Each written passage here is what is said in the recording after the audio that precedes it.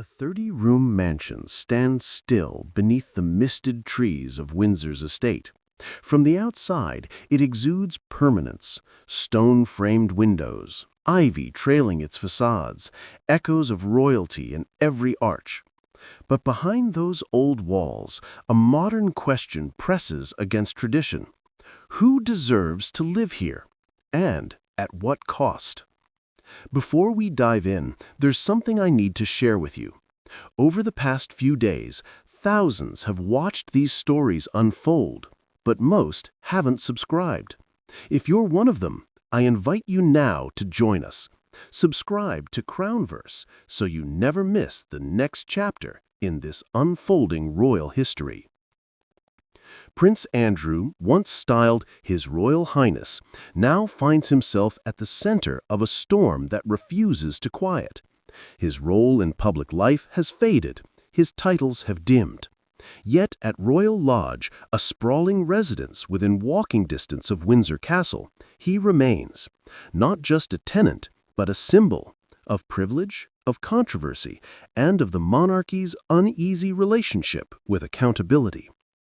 The lodge isn't merely a house, it is a statement. Its very existence asks questions of fairness and memory. Why does a man who stepped back from royal duties still occupy a property of such grandeur? How is it that a lease, signed long ago under different expectations, now entangles a king's brother in legal complexity and public scrutiny? According to the original terms, the lease was designed to last decades, 75 years of occupancy, maintenance in exchange for residence, a peppercorn rent if demanded, a tradition rooted in law, yet strange in light of modern sensibilities. It is this clause, small and symbolic, that has ignited recent fury, not for its legality, but for what it implies: the appearance of living rent-free, amid scandal, in a house many would never even glimpse. The timing could not be worse. Virginia Giffrey's memoir has reignited deeply uncomfortable allegations. The prince has long denied wrongdoing. He maintains his innocence. But the public memory does not forget so easily. And with the resurfacing of her claims, raw, detailed, devastating, the tension returns with renewed force. The house, the man, the silence, it becomes a tableau of unresolved reckoning. Inside Royal Lodge, reports suggest little has changed. The rooms remain occupied. The residence, shared with his former wife, is shielded from view. But the stillness belies movement behind the scenes. Whispers of conversations with the king, reports of royal frustration, a growing desire within the institution to distance itself, not only from scandal, but from the appearance of unearned comfort. Outside, the world watches. Parliament stirs. A motion is floated. Remove the title of Duke of York. Strip what remains of royal endorsement. Such a move would be unprecedented in the modern era, a direct intervention by government into the symbolism of the monarchy. Though largely ceremonial, the debate itself could reshape boundaries long held sacred. If one duke can be unseated, what other traditions may follow? And still, the lease remains. It is a contract, not a gesture, a legal agreement, not a favor. But legality does not shield against perception. In a time when public trust feels increasingly fragile, symbols matter. And the palace behind wrought iron gates, home to a man shadowed by allegations, cuts deeper than any document. Within the walls of Buckingham Palace, there are likely calculations being made, not only financial, but emotional, generational. A monarchy is more than lineage. It is theater, continuity, the illusion of timeless service. To leave Prince Andrew in Royal Lodge may appear weak. To force him out, ruthless. Each option holds risk, each move a message. There are rumors, carefully floated in the press, that he may be offered another home, a smaller estate, a quiet transfer. Some whisper of compensation, a means to avoid public spectacle. But even a discreet solution raises new questions. What does it mean to be a royal today? Is residence earned, inherited, or revoked by disgrace? Royal Lodge in this context becomes more than a residence. It is a stage upon which the monarchy negotiates its image. Within its gates, one sees the clash of tradition and reform, family and state, privilege and pressure. Every shuttered window becomes a metaphor, every locked door a question. There is also the matter of memory. For decades, Andrew was the favored son, the naval officer. The prince returned from the Falklands, a hero of sorts, once. But time, as ever, rewrites reputations. What remains now is a man reduced, not by law, but by consensus. No formal charge, no public role, yet still the weight of disapproval. In this quiet standoff between brother and king, between house and crown, there is no clear victor, only stalemate. The law may side with Andrew, the public may not, and the palace, caught between heritage and accountability, must choose which path preserves its soul. But to look only at the surface, the home, the lease, the title, is to overlook another dimension, the psychology of retreat. The great halls of Royal Lodge once rang with hostesses and gatherings, with banquets and official calls. Now they echo with footsteps that are fewer, windows shuttered, corners dimmed. A conversation once central to royal life, now sidelined. I wonder whether the mansion is still inhabited, in spirit, by the institution, or whether it has become a gilded refuge. And the symbolism is poignant. A man whose public life is diminished, yet his private residence remains unchanged. To live in such a house is to carry an aura irrespective of rank.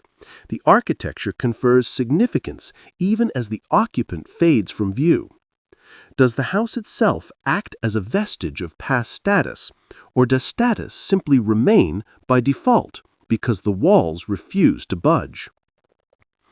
Within the grounds, the gardens, once manicured to perfection, appear to ripple outward as nature reclaims space. Paths once trodden now show slight cracks. Hedges grow longer. The hush of the estate carries a note of neglect. In such details lie metaphors, the fine line between service and entitlement, between duty and detachment. To the visitor, Royal Lodge may seem timeless, but to the institution, it may now feel anachronistic. The monarchy must align its historical legacy with 21st century expectations. The man who occupies the lodge is not just himself.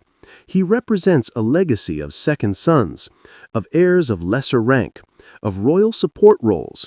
But this legacy collides with a new ethos: transparency, relevance, responsibility. And so the house becomes a crucible. The lease becomes a symbol of unexamined privilege. The title becomes a relic of a system under pressure. The allegations tether all of this to moral consequence. They demand that privilege not simply exist, but justify itself. The stakes are not confined to one family, one house, or one prince. They cascade outwards. For the monarchy, this is an existential moment. Do the foundations of the crown rest on automatic privilege, or does privilege be earned, reviewed, and even revoked? Does the institution have the agility to reform without self-undermining? The walls of that lodge stand as witness.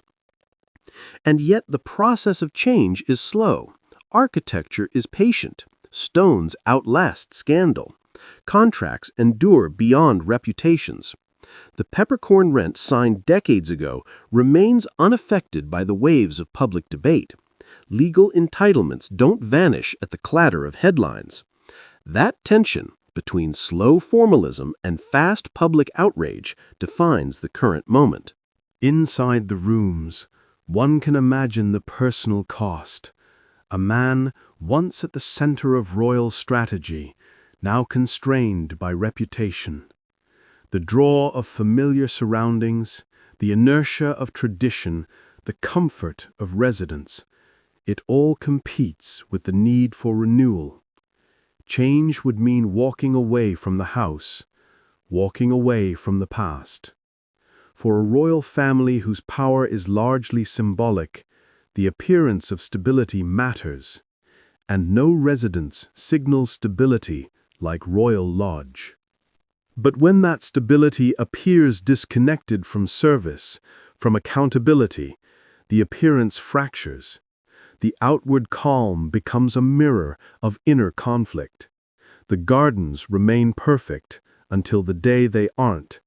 The mansion remains inhabited until the day it isn't. That threshold looms. It is here we reach the question of label and status.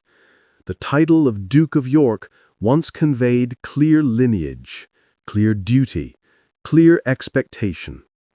If the title is relinquished or stripped, or simply unused, it transforms not just one man, but a category within the monarchy. What does a dynastic title mean when the holder no longer holds duty, when the holder is absent from public life? The title stands or falls on its own merit, beyond the man. And to lose such a title, or to relinquish it voluntarily, is to acknowledge change, to acknowledge that status is not immutable, that the institution must evolve. But evolution brings risk. What if change is seen as admission of failure?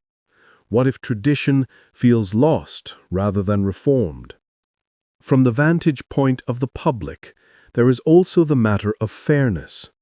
When so many live within modest means, when public resurfaces of cost, of lease terms, of privileges appear, there is instinctive discomfort. The peppercorn rent becomes more than legal. It becomes symbolic. A man living in royal splendor while questions linger over behavior, over purpose, over relevance. And the broader question, what is the role of the royals today? Is it the right to live in homes provided by the crown, regardless of purpose? Or is it the duty to live where public expectation and service meet? The house and title, the lease and the legacy, they intersect at that point. As autumn deepens over Windsor, leaves gather at the gates of Royal Lodge. A house of silence, a man in retreat, a nation watching. Shadows grow longer, the wind shifts, and perhaps the most unsettling question remains unanswered. How long can the walls of Royal Lodge hold against the rising tide outside?